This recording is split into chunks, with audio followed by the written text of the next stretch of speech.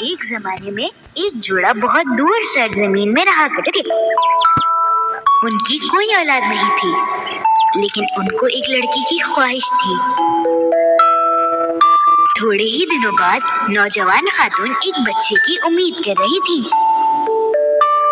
एक दिन जब वो खिड़की से बाहर की तरफ देख रही थी, उसने अगले दरवाजे पर सलाद का एक खूबसूरत बाग देखा। बस उस लम्हे से उसने ये तय कर लिया था कि अब उसे ये सलाद खानी ही खानी है। ओह, अगर मैंने सलाद नहीं खाई तो मैं मर जाऊंगी। उस खातून ने अपनी भूख खो दी और वो काफी कमजोर भी हो गई। आखिरकार एक दिन उसका शौहर उसको देखकर बहुत परेशान हुआ। उसने अपनी बीवी से ये वादा किया कि वो उसको सलाद जरूर ला कर देगा। तुम फिक्र न करो, मैं चाहता हूँ और कुछ सलाद लेकर आता हूँ। मगर तुम्हें पता है ये कितना खतरनाक है। अगले घर का दरवाजा ताकतवर जादूगरनी का था और उस बाग को चारों तरफ से बड़ी दीवारों ने घेर लिया था, जिसमें दाखिल होने की किसी में जुर्रत नहीं थी। शौहर ने अपनी सारी ताकत लगा दी और दीवार पर चढ़कर बाग के अंदर दाखिल हो गया और एक मुट्ठी सलाद उठाई।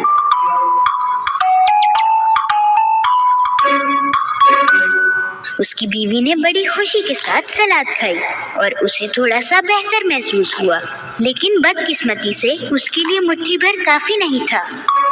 अगले दिन उसका शौहर फिर बाग में गया, लेकिन इस बार उसका चुड़ैल इंतजार कर रही थी। तुम्हारी हिम्मत कैसे हुई मेरे बाग में आकर मेरी ही सलाद चुराने की? मेरी बीवी हामला है और उसे ये खाने का बहुत दिल कर रहा है। तो तुम मुझसे आकर इसकी इजाजत भी तो ले सकते थे ना? दरअसल हम लोग आपसे बहुत डरते हैं। हम समझे कि आप हमें नहीं देंगी। मुझे माफ कर दें आप। माफ कर दूं तुम्हें? तुम्हें तो मैं सजा दूंगी। अगर मेरी बीवी ने ये सलाद नहीं खाई तो वो कमजोर हो जाएगी। आप मुझे ये मेहरबानी करके दे दें।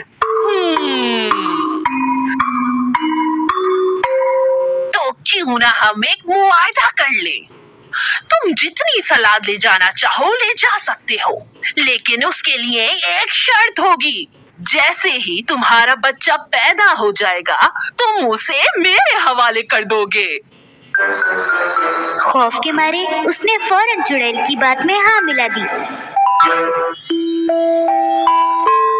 कुछ ही महीनों के बाद बच्ची की पैदाइश हुई। जादूगरनी आई और बच्ची को ले गई।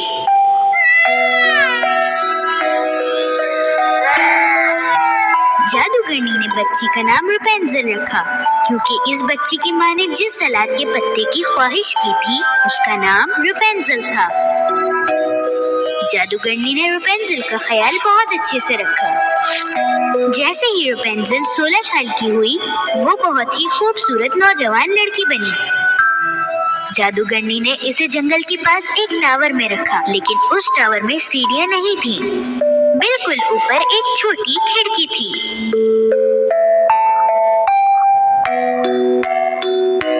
जादूगरनी ने रुपेंजल के सुनहरे बाल कभी नहीं काटे थे।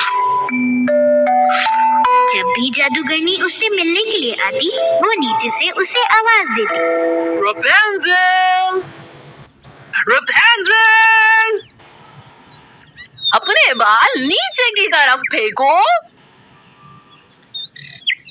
तुम्हारी माँ आई है।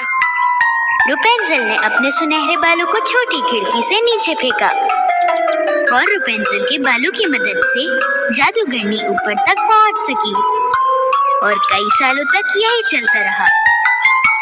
और एक दिन एक शहजादा शिकार पर आया और दूर जंगल से उसे एक खूबसूरत आवाज सुनाई दी। ला ला ला। कितनी खूबसूरत आवाज है।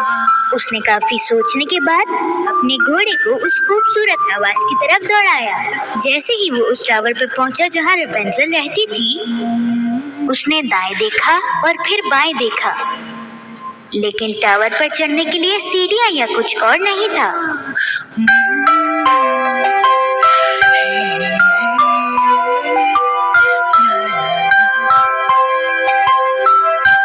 आवाज की खूबसूरती की वजह से शहजादा रोज जंगल में आता, लेकिन उसको ऊपर चढ़ने का कोई रास्ता नहीं मिल सका। एक रात जब वो पेड़ टावर के करीब से जा रहा था तो उसने देखा कि एक जादूगरनी नीचे इंतजार कर रही थी। रेपेंजल! रेपेंजल!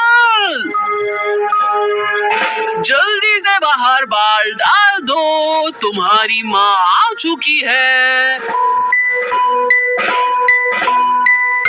रेपेंजल ने अपने लंबे सुनहरे बालों को छोटी खिड़की से नीचे फेंका और रेपेंजल के बालों की मदद से जादूगरनी ऊपर तक पहुंच सकी। अगले दिन सूरज गुरूब होते ही शहजादा टावर की तरफ आया। आवाज बदलते हुए ये कहा, रेपेंजल! रेपेंजल! अपने बालों को नीचे देखो, मैं तुम्हारी माँ हूँ।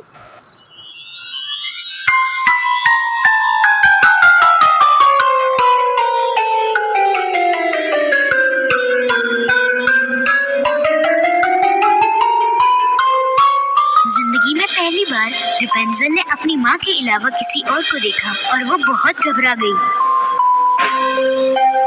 तुम तो मेरी माँ नहीं हो, तुम यहाँ क्यों आए हो? तुम्हें मुझसे डरने की जरूरत नहीं है। मैंने तुम्हारा गाना सुना और मुझे तुम्हारी आवाज से प्यार हो गया। मैं तो बस ये देखना चाहता था ये आवाज है किसकी। शहजादे की बात रेपेंजल को बहुत पसंद आई और वो अब उससे खौफजदा बिल्कुल भी नहीं थी। कुछ दिनों के लिए सब कुछ बिल्कुल ठीक चलता रहा और जादूगरनी को कुछ भी पता नहीं चला। आखिरकार एक दिन शहजादे ने रेपेंजल से शादी करने का कहा। क्या तुम मुझसे शादी करोगे? रेपेंजल ने खुशी खुशी उसे हाँ कर दी।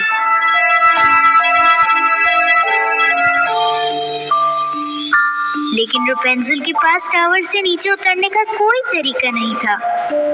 अचानक उसके दिमाग में एक बहुत अच्छा आइडिया आया। शहजादा जब भी टावर से गुजरता तो वो रेपेंजल को एक कपड़े का टुकड़ा देकर जाता। रेपेंजल उन टुकड़ों को जोड़कर एक रस्सी बनाना चाह रही थी, लेकिन एक दिन रेपेंजल ने एक बहुत बड़ी गलती कर दी। उसने गलती से जादूगरनी से ये कहा, अम्मी, आपसे तेज तो शहजादा ऊपर आ जाता है। कौन शहजादा? कौन सा शहजादा, बताओ मुझे। और उसी वक्त जादूगरनी ये समझ गई कि दाल में कुछ काला है। मैंने कहा था ना, मुझे धोखा मत देना।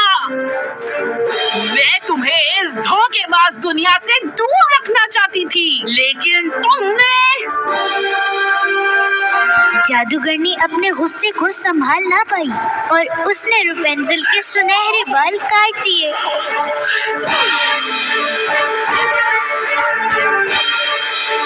और उसने रेपेंजल को एक दूर सहरा में भेज दिया।